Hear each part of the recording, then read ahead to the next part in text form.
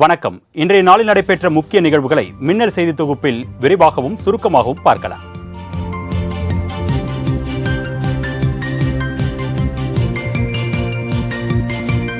வங்கக்கடலில் நிலவி வரும் காற்றழுத்த தாழ்வு மண்டலம் காரணமாக டெல்டா மாவட்டங்களில் மிக கனமழை பெய்யக்கூடும் என்று வானிலை ஆய்வு மையம் எச்சரிக்கை விடுத்துள்ளது. சென்னை நுங்கம்பாக்கத்தில் செய்தியாளர்களிடம் பேசிய பாலச்சந்திரன், நாகை, மயிலாடுதுறை, திருவாரூர் உள்ளிட்ட டெல்டா மாவட்டங்களுக்கு நாளை மறுநாள் மிக கனமழை பெய்ய வாய்ப்பிருப்பதாக தெரிவித்தார். மேலும் சிவகங்கை, கடலூர், அரியலூர் மற்றும் காரைக்கால் பகுதிகளில் கனமழை பெய்ய வாய்ப்பிருப்பதாகவும் அவர் தெரிவித்தார்.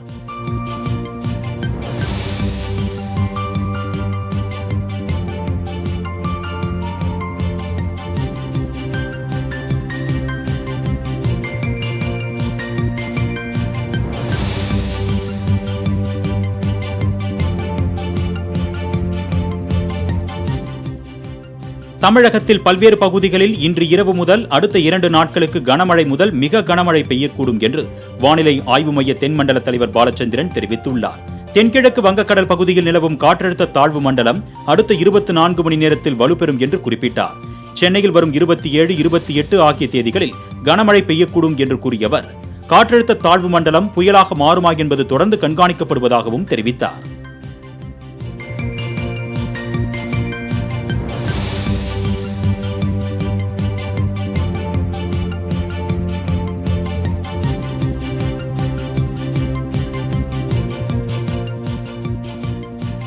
நாகப்பட்டினம் துறைமுகத்தில் 1ஆம் எண் புயல் எச்சரிக்கை கூண்டு ஏற்றப்பட்டுள்ளது. நாகைக்கு தென்கிழக்கே 880 கிலோமீட்டர் தொலைவில் காற்றழுத்த தாழ்வு மண்டலம் மையம் கொண்டுள்ளது. இதனால் தமிழ்நாட்டிற்கு இன்றும் நாளையும் ரெட் அலர்ட் விடுக்கப்பட்டுள்ள நிலையில் காற்றழுத்த தாழ்வு மண்டலம் புதுச்சேரிக்கு தென்கிழக்கே 980 கிலோமீட்டரும் சென்னைக்கு தென்கிழக்கே 150 கிலோமீட்டர் தொலைவில் மையம் கொண்டுள்ளது. இதன் காரணமாக தொலைதூரத்தில் புயல் உருவாகியுள்ளதை குறிக்கும் வகையில் நாகப்பட்டினம், புதுச்சேரி, காரைக்கால், எண்ணூர் உள்ளிட்ட 9 துறைமுகங்களில் 1ஆம் எண் புயல் எச்சரிக்கை கூண்டு ஏற்றப்பட்டுள்ளது.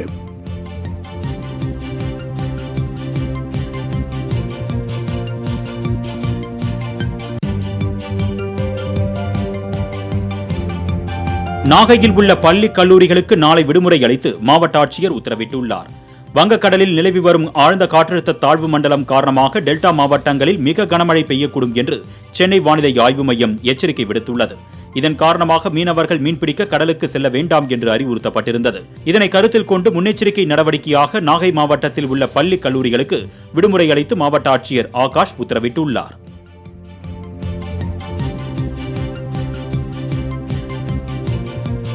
சென்னை சோழிங்கநல்லூர் தொகுதிக்குட்பட்ட எழில் நகரில் மறுசீரமைக்கப்பட்ட மாற்றுத்திறனாளிகள் மழலையர் பள்ளி வகுப்புகளை முதலமைச்சர் மு.க.ஸ்டாலின் பார்வையிட்டு ஆய்வு செய்தார். இதனையடுத்து தமிழ்நாடு உரிமைகள் திட்டத்தின் கீழ் மாற்றுத்திறனாளிகளுக்கு உடல், மனம் சம்பந்தப்பட்ட மறுவாழ்வு சேவைகள் வழங்குவதற்காக அமைக்கப்பட்டுள்ள விடுதிகள் ஒருங்கிணைந்த சேவை மையத்தை திறந்து வைத்தார்.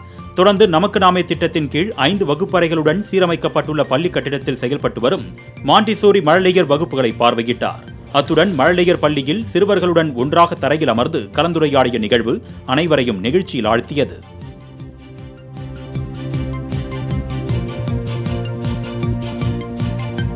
மழை வருகிறதோ இல்லையோ அதனை எதிர்கொள்ள அரசு தயாராக உள்ளது என்று முதலமைச்சர் மு.க.ஸ்டாலின் தெரிவித்துள்ளார்.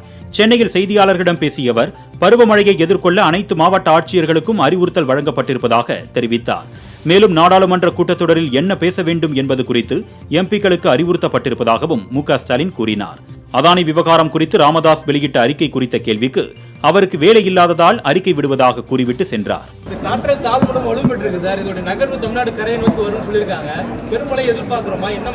எதிர்பார்க்கல, அது வேற. நாங்க தயாரா இருக்கிறோம், எல்லாத்துக்கும் தயாரா இருக்கிறோம், அரசு தயாரா.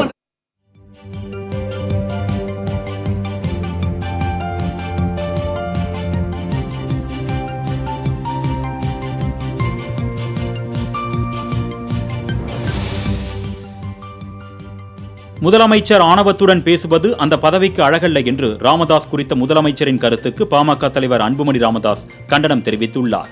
டெல்லியில் செய்தியாளர்களிடம் பேசிய அவர், இந்தியாவில் உள்ள அத்தனை தலைவர்களும் ராமதாஸை மதிப்பதாக குறிப்பிட்டார்.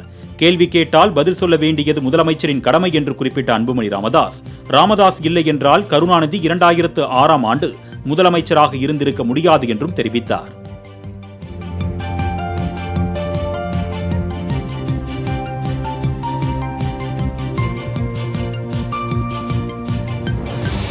பாமக நிறுவனர் ராமதாஸ் மீதான முதலமைச்சரின் கருத்துக்கு பாஜக மாநில தலைவர் அண்ணாமலை மற்றும் முன்னாள் தலைவர் தமிழிசை சவுந்தரராஜன் ஆகியோர் கண்டனம் தெரிவித்துள்ளனர். இதுகுறித்து எக்ஸ் தளத்தில் பதிவிட்டுள்ள அண்ணாமலை, அரசியலில் திமுகவின் இரட்டை வேடத்தை கேள்வி கேட்க அனைவருக்கும் உரிமை உண்டு என்று குறிப்பிட்டுள்ளார். ராமதாஸின் கேள்விகளை எதிர்கொள்ள முடியாமல் தரக்குறைவான முறையில் முதலமைச்சர் விமர்சித்திருப்பது அவரது இயலாமையை காட்டுவதாக சாடியுள்ளார். இதேபோல் தமிழிசை சவுந்தரராஜன் முதலமைச்சர் எதிர்க்கட்சி தலைவராக இருந்தபோது சொன்ன கருத்துக்கள் வேலையில்லாமல் சொன்ன கருத்துக்கள் தானா என்றும் கேள்வி எழுப்பியுள்ளார்.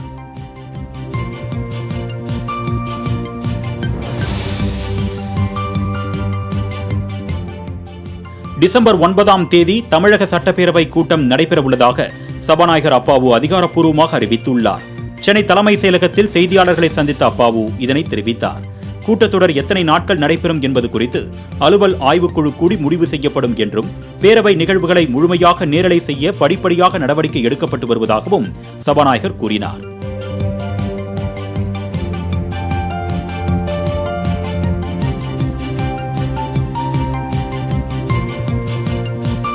பரபரப்பான அரசியல் சூழலில் நாடாளுமன்ற குளிர்கால கூட்டத்தொடர் காலை 11 மணியளவில் தொடங்கியது.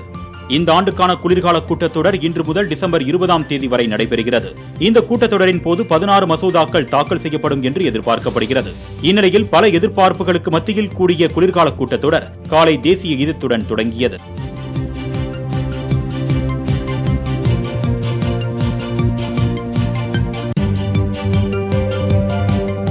தொடர் அமளி காரணமாக நாடாளுமன்ற குளிர்கால கூட்டத்தொடர் ஒத்திவைக்கப்பட்டது. கூட்டத்தொடர் தொடங்கியதும் எதிர்க்கட்சி உறுப்பினர்கள் அமளியில் ஈடுபட்டனர். அதானி முறைகேடு, மணிப்பூர் கலவரம் தொடர்பாக கேள்வி எழுப்பிய எதிர்க்கட்சி உறுப்பினர்கள் வக்ஃப் வாரிய திருத்த சட்ட மசோதா உள்ளிட்ட மசோதாக்களை தாக்கல் செய்ய எதிர்ப்பு தெரிவித்தனர். அதேபோல் நீட் தேர்வு, தமிழக மீனவர் பிரச்சினை உள்ளிட்ட விவகாரங்கள் குறித்து தமிழக எம்பிக்கள் கேள்வி எழுப்பினர். தொடர் அமளி காரணமாக நாடாளுமன்றத்தின் இரு அவைகளும் 27ஆம் தேதி வரை ஒத்திவைக்கப்பட்டது.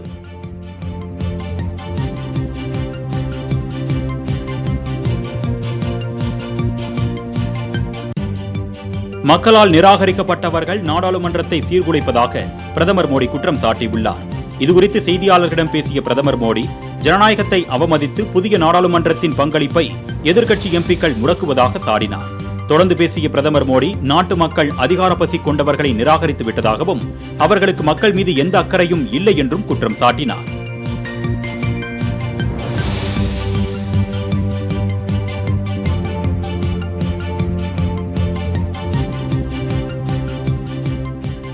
காவல் நிலைய மரணங்களை திமுக அரசு மூடி மறைக்க முயற்சிப்பதாக எதிர்க்கட்சித் தலைவர் எடப்பாடி பழனிசாமி குற்றம் சாட்டியுள்ளார். புதுக்கோட்டையில் காவல்துறை விசாரணைக்காக அழைத்துச் செல்லப்பட்ட விக்னேஸ்வரன் என்ற இளைஞர் உயிரிழந்தது குறித்து எக்ஸ் தளத்தில் பதிவிட்டுள்ள அவர், திமுக ஆட்சியில் காவல் நிலைய மரணங்கள் தொடர்கதையாகி வருவதாக குற்றம் சாட்டியுள்ளார்.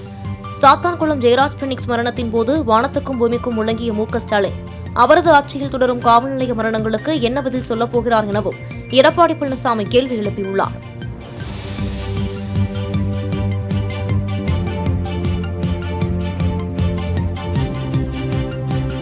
வீடு தொடங்கி வீதி வரை பெண்கள் மீதான வன்முறை தொடர்ந்து அதிகரித்த வண்ணம் உள்ளதாக திமுக எம்பி கனிமொழி கருத்து தெரிவித்துள்ளார். பெண்களுக்கு எதிரான வன்முறை ஒழிப்பு நாளையொட்டி தனது எக்ஸ் பக்கத்தில் பதிவிட்டுள்ள அவர், பெண்களுக்கு பாதுகாப்பில்லாத சமூகத்தால் ஒருபோதும் விடுதலை அடைய முடியாது என்றும், பெண்கள் மற்றும் குழந்தைகளுக்கு எதிரான வன்முறைகளை தடுப்போம், அவர்களுக்கு எதிரான வன்முறைகளை அனுமதிக்க மாட்டோம் என்று பதிவிட்டுள்ளார்.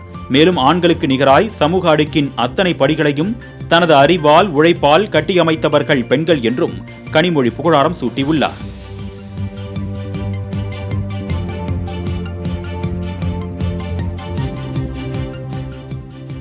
பெண்களுக்கு எதிரான வன்முறைகளை இரும்பு கரம் கொண்டு ஒடுக்க வேண்டும் என தமிழக வெற்றிக் கழக தலைவர் விஜய் தெரிவித்துள்ளார். இது தொடர்பாக அவர் வெளியிட்டுள்ள அறிக்கையில், பெண் விடுதலை பேசும் தமிழ்நாட்டில் பெண்கள் மற்றும் பெண் குழந்தைகளுக்கு எதிரான வன்முறை சம்பவங்கள் நாள்தோறும் நிகழ்வதாக குற்றம் சாட்டியுள்ளார். பாலியல் குற்றங்கள் தொடர்பான புகார்களுக்கு தமிழக அரசு தனி இணையதளத்தை உருவாக்கி பெண்களின் பாதுகாப்பை உறுதி செய்ய வேண்டும் என்றும் விஜய் வலியுறுத்தியுள்ளார்.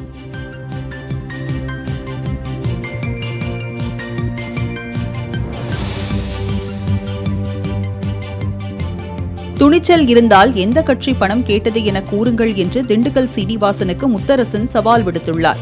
நாகப்பட்டினம் மாவட்டம் பால்பண்ணைச்சேரியில் இந்திய கம்யூனிஸ்ட் கட்சியின் ஆலோசனைக் கூட்டம் நடைபெற்றது. இதில் அக்கட்சியின் மாநில செயலாளர் முத்தரசன் கலந்து கொண்ட பின்னர் செய்தியாளர்களை சந்தித்து பேசினார். அப்போது தமிழ்நாட்டில் வகுப்புவாத சக்திகள் கால் ஊன்றுவதற்கு இந்திய கம்யூனிஸ்ட் கட்சி ஒருபோதும் அனுமதிக்காது என்றும், நேர்மையாக செயல்பட்டால் மோடி அரசு அதானியை கைது செய்ய நடவடிக்கை எடுக்க வேண்டும் என்றும் கூறினார்.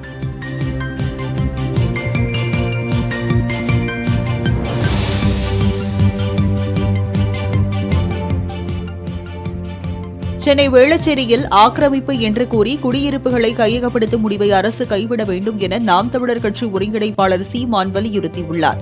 இது தொடர்பாக அவர் வெளியிட்டுள்ள அறிக்கையில், வேளச்சேரி ஏரியை மீட்பதாக கூறி அந்த பகுதியில் 850 வீடுகளை இடித்து அங்குள்ள மக்களை வலுக்கட்டாயமாக வெளியேற்ற திமுக முயல்வதாக குற்றம் சாட்டியுள்ளார்.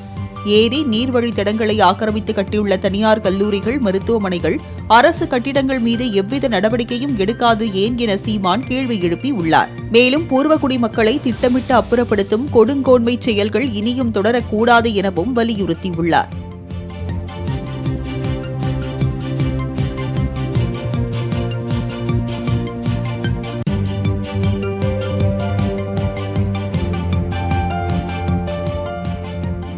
எதிர்க்கட்சிகள் கூட்டணி அமைக்கவே விழிப்பிதுங்கிக் கொண்டிருப்பதாக துணை முதலமைச்சரும் திமுக இளைஞரணி செயலாளருமான உதயநிதி ஸ்டாலின் விமர்சித்துள்ளார். நவம்பர் 27 பிறந்தநாள் காணும் உதயநிதி ஸ்டாலின் தனது பிறந்தநாளையொட்டி அறிக்கை ஒன்றை வெளியிட்டுள்ளார். அதில் ஆக்கப்பூர்வமான மக்கள் பணிக்கும் கட்சி பணிக்கும் தனது பிறந்தநாள் கொண்டாட்டத்தை பயன்படுத்திக் கொள்ள வேண்டும் என்று திமுகவினரை கேட்டுக் கொண்டுள்ளார். திராவிட இயக்கத்தின் கொள்கைகளையும் அரசின் சாதனைகளையும் மக்களிடம் எடுத்து செல்லும் நிகழ்வுகளை நடத்துவதில் முனைப்பு காட்ட வேண்டும் என்றும் கேட்டுக் கொண்டுள்ளார். மேலும் 2026 மீண்டும் திராவிட மாடல் அரசு அமைய உறுதி ஏற்போம் என்றும் குறிப்பிட்டுள்ளார்.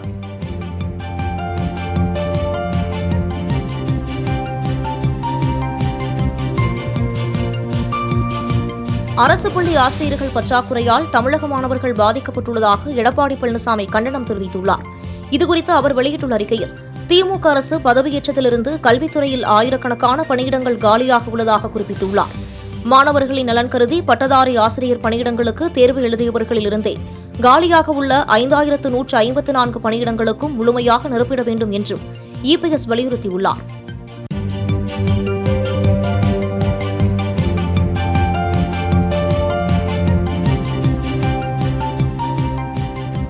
அதிமுகவுக்கு இரட்டை இலை சின்னத்தை ஒதுக்கக்கூடாது என அளித்த விண்ணப்பம் மீது ஒரு வாரத்தில் உத்தரவு பிறப்பிக்கப்படும் என இந்திய தேர்தல் ஆணையம் தெரிவித்துள்ளது. உட்கட்சி விவகாரம் உள்ளிட்டவை தொடர்பான வழக்குகள் முடிவுக்கு வரும் வரை அதிமுகவுக்கு இரட்டை இலை சின்னம் ஒதுக்கக்கூடாது என தேர்தல் ஆணையத்திடம் விண்ணப்பம் அளிக்கப்பட்டது. இதற்கு பதிலளிக்க தேர்தல் ஆணையத்துக்கு உத்தரவிடக் கோரி சென்னை உயர்நீதிமன்றத்தில் மனு தாக்கல் செய்யப்பட்டது. இந்த மனு விசாரணைக்கு வந்தபோது ஒரு வாரத்தில் உத்தரவு பிறப்பிக்கப்படும் என தேர்தல் ஆணையம் தெரிவித்துள்ளது.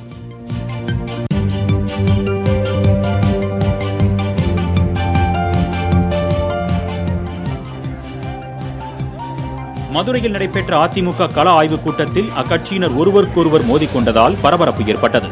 இந்த கள ஆய்வுக் கூட்டத்தில் அதிமுக துணை பொதுச் செயலாளர் நத்தம் விஸ்வநாதன், முன்னாள் அமைச்சர்கள் செல்லூர் ராஜு, செம்மலை உள்ளிட்ட நிர்வாகிகள் பங்கேற்றனர். அப்பொழுது செல்லூர் ராஜு தரப்பினருக்கும் டாக்டர் சரவணன் தரப்பினருக்கும் இடையே கோஷ்டி மோதல் ஏற்பட்டது. ஒருவரை ஒருவர் தாக்கி ரகளையில் ஈடுபட்டதால் அங்கு பரபரப்பான சூழல் நிலவியது.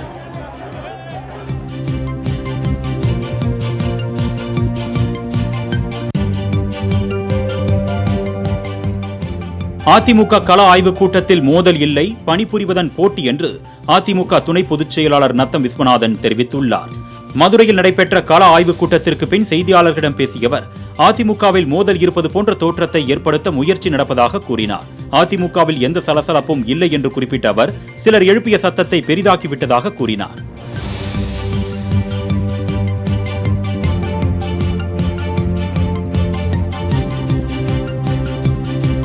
இலங்கையில் அத்துமீறி மீன்பிடித்ததாக கைது செய்யப்பட்ட ராமேஸ்வரம் மீனவர்களின் நீதிமன்ற காவல் நீட்டிக்கப்பட்டுள்ளது. ராமேஸ்வரம் மீன்பிடி துறைமுகத்தில் இருந்து கடந்த 9ஆம் தேதி 3 விசைப்படகுகளுடன் 23 மீனவர்கள் கடலுக்கு மீன்பிடிக்க சென்றனர்.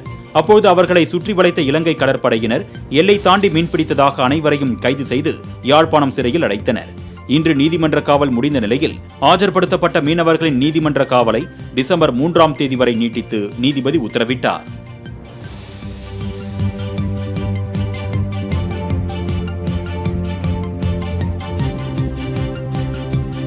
சிஏ தேர்வை பொங்கல் பண்டிகை அன்று நடத்தும் முடிவு தமிழகத்தின் கலாச்சார மரபுகள் மற்றும் மக்களின் உணர்வுகளை ஒன்றிய அரசு புறக்கணிப்பதை எடுத்துக்காட்டுகிறது என்று திமுக எம்பி கனிமொழி சாடியுள்ளார். தீபாவளி மற்றும் கடந்த மக்களவை தேர்தல் போன்ற காரணங்களுக்காக தேர்வுகளை ஒத்திவைத்த அதே ICAI இப்பொழுது தமிழகத்தின் மிக முக்கியமான பண்டிகைக்கு இடமளிக்க மறுப்பது ஏற்றுக்கொள்ள முடியாதது என்று குறிப்பிட்டுள்ளார். மாநில அரசுகளின் மரபுகளை மதித்து தேர்வுகளை மறு அட்டவணைப்படுத்த ICAI அமைப்புக்கு மத்திய அரசு உடனடியாக உத்தரவிட வேண்டும் என்றும் கனிமொழி வலியுறுத்தியுள்ளார். மின்னல் செய்திகளை தொடர்ந்து பார்க்கலாம் சிறு இடைவெளிக்கு பிறகு.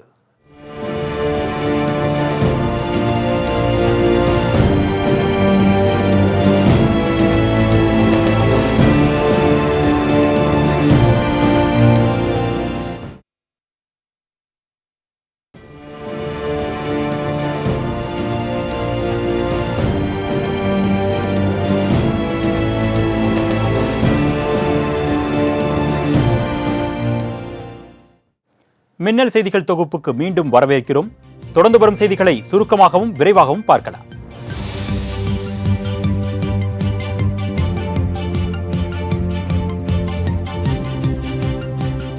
தொழில்களில் முதலீடு செய்வதாக கூறி பலரிடம் பணத்தை வசூலித்து தேசவிரோத செயல்களில் ஈடுபடும் நபர்கள் மீது நடவடிக்கை எடுக்க கோரிய வழக்கில் NIA பதிலளிக்க சென்னை உயர்நீதிமன்றம் உத்தரவிட்டுள்ளது.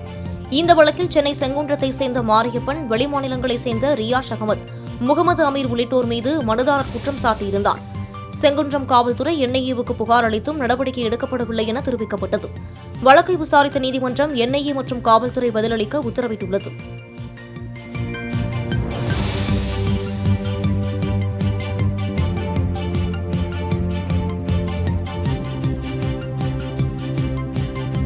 சென்னை OMR சாலையில் ஏற்பட்ட போக்குவரத்து நெரிசலால் ஆமை வேகத்தில் வாகனங்கள் நகர்ந்து செல்கின்றன. சென்னை OMR சாலை கண்ணகி நகர் சிக்னல் முதல் ஒக்கியம்பேட்டை வரை கடுமையான போக்குவரத்து நெரிசல் ஏற்பட்டது. இதன் காரணமாக வாகனங்கள் ஆமை வேகத்தில் நகர்ந்து செல்வதால் வாகன ஓட்டிகள் அவதிக்குள்ளாகி வருகின்றனர்.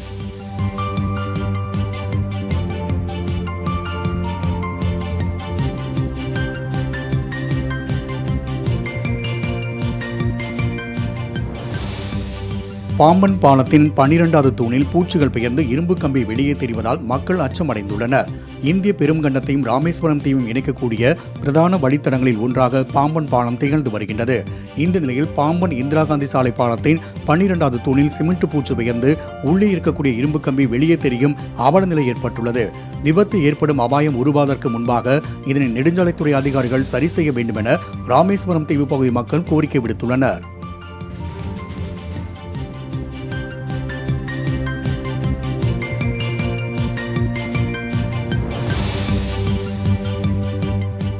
ஆரணி நகராட்சியுடன் கிராம ஊராட்சிகளை இணைப்பதற்கு எதிர்ப்பு தெரிவித்து பொதுமக்கள் ஆர்ப்பாட்டத்தில் ஈடுபட்டதால் நகர் பகுதி முழுவதும் போக்குவரத்து பாதிக்கப்பட்டது.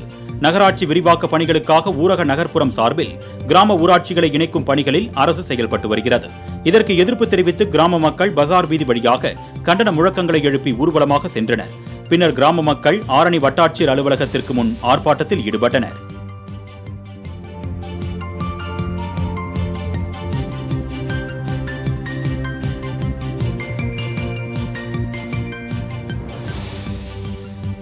திண்டுக்கல் மாவட்ட ஆட்சியர் அலுவலகத்தை முற்றுகையிட்டு வழக்கறிஞர்கள் போராட்டத்தில் ஈடுபட்டனர். திண்டுக்கல் வழக்கறிஞர் சங்க உறுப்பினராக இருந்து வருபவர் வரதராஜன். இவர் மீது வடமதுரை பகுதியை சேர்ந்த நபர் ஒருவர் கொடுத்த புகாரின் அடிப்படையில் PCR வழக்கு பதிவு செய்யப்பட்டுள்ளது. வரதராஜன் மீது போடப்பட்ட PCR வழக்கை திரும்பப் பெற வேண்டும் என வலியுறுத்தி திண்டுக்கல் மாவட்ட ஆட்சியர் அலுவலக வாயில் முன்பாக 50க்கும் மேற்பட்ட வழக்கறிஞர்கள் மாவட்ட ஆட்சியர் அலுவலகத்திற்கும் நுழைய முயன்றனர். அப்போது காவல்துறையினருக்கும் வழக்கறிஞர்களுக்கும் இடையே வாக்குவாதம் முற்றி தள்ளுமுள்ளு ஏற்பட்டது.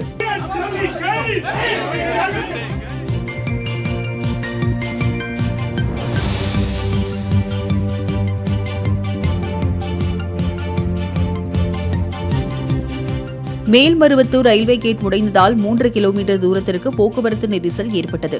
செங்கல்பட்டு மாவட்டம் மேல்மருவத்தூரில் இருந்து சித்தாமூர் செல்லும் வழியில் ரயில்வே பாதை உள்ளது. இந்த பாதையில் உள்ள ரயில்வே கேட் உடைந்ததால் சுமார் 3 கிலோமீட்டர் தூரத்திற்கு வாகனங்கள் செல்ல முடியாமல் போக்குவரத்து நெரிசல் ஏற்பட்டது. மேலும் சிக்னல் கோளாறு காரணமாக சோழன் எக்ஸ்பிரஸ் ரயில் சுமார் அரை மணி நேரத்திற்கு மேலாக மேல்மருவத்தூரில் நிறுத்தி வைக்கப்பட்டது. தகவல் அறிந்து வந்த போலீசார் போக்குவரத்து நெரிசலை சரி செய்யும் பணியில் ஈடுபட்டனர்.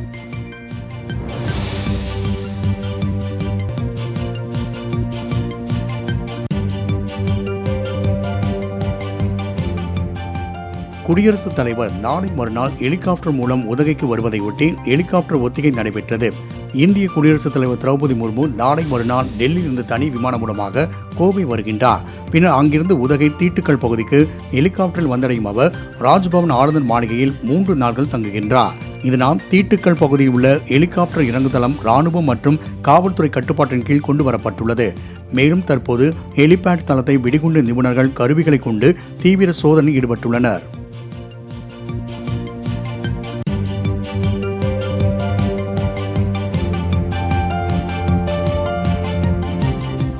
திருச்செங்கோட்டில் வட்டார போக்குவரத்து அலுவலகத்தில் நாமக்கல் மாவட்ட லஞ்ச ஒழிப்புத்துறை துணை கண்காணிப்பாளர் சுபாஷினி தலைமையில் 10க்கும் மேற்பட்ட போலீசார் அதிரடி சோதனை மேற்கொண்டனர். திருச்செங்கோட்டில் வட்டார போக்குவரத்து அலுவலகம் இயங்கி வருகிறது. இங்கு அனைத்து விதமான காரியங்களை நிறைவேற்ற லஞ்சம் பெறப்படுவதாக புகார் எழுந்த நிலையில் சோதனை நடத்தப்பட்டு வருகிறது. இதில் கணக்கில் வராத பணம் சிக்கியதாகவும் கூறப்படுகிறது.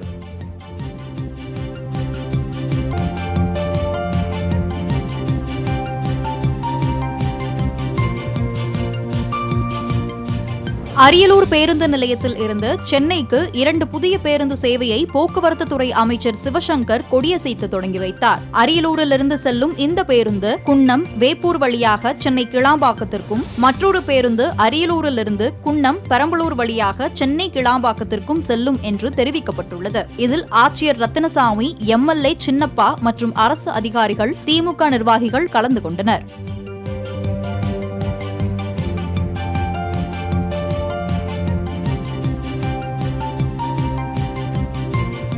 செங்கல்பட்டு அருகே 7 வயது சிறுமிக்கு பாலியல் பலாத்காரம் செய்த நபருக்கு ஆயுள் தண்டனை வழங்கி அம்மாவட்ட போக்சோ நீதிமன்றம் உத்தரவிட்டுள்ளது. செங்கல்பட்டு அருகே கார்த்திக் என்பவர் 7 வயது சிறுமியை பாலியல் பலாத்காரம் செய்யப்பட்ட வழக்கில் கடந்த 2020ஆம் ஆண்டு கைது செய்யப்பட்டார். இந்த வழக்கு இன்று நீதிபதி நசீமா பானு முன்னிலையில் விசாரணைக்கு வந்த நிலையில் குற்றவாளி கார்த்திக்கு 2000 ரூபாய் அபராதத்துடன் ஆயுள் தண்டனையும், பாதிக்கப்பட்ட சிறுமிக்கு தமிழக அரசு 4 லட்சம் ரூபாய் இழப்பீடு வழங்கவும் உத்தரவிட்டார்.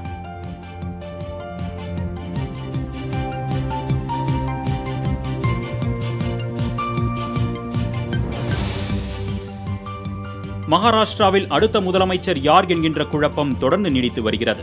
மகாயுதி கூட்டணி 230 இடங்களை கைப்பற்றிய நிலையில் பாஜக மட்டும் 132 இடங்களில் வெற்றி பெற்றது. சிவசேனா 57, தேசியவாத காங்கிரஸ் 41 இடங்களை கைப்பற்றியது. பீகார் ஃபார்முலாவை சுட்டிக்காட்டி ஏக்நாத் ஷிண்டேவை மீண்டும் முதலமைச்சராக சிவசேனா நெருக்கடி அளித்து வரும் நிலையில் பாஜகவின் தேவேந்திர பட்னாவிஸுக்கு அஜித் பவார் ஆதரவு கொடுத்துள்ளார். சிவசேனாவுக்கு அமைச்சரவையில் அதிக இடம் ஒதுக்கப்படும் என்று பாஜக பேச்சுவார்த்தை நடத்தி வருகிறது.